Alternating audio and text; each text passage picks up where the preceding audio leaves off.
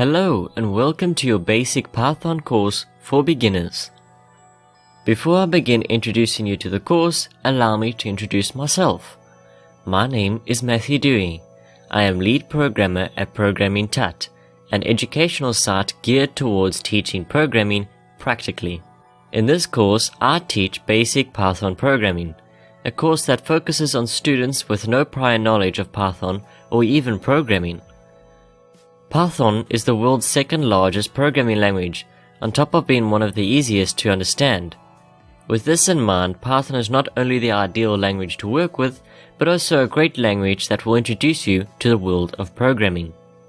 In this course, you will learn what software is most commonly used and how to download and install it. Don't worry, the software is free.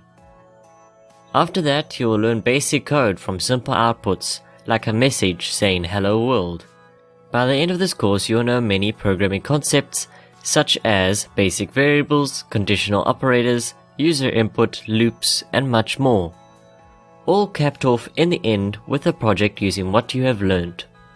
Don't worry, I don't leave you in the dark after that. The following lesson will be one of the many ways you can complete this project. There are so many because each programmer is different creatively, and I always expect different results from my students when it comes to program development.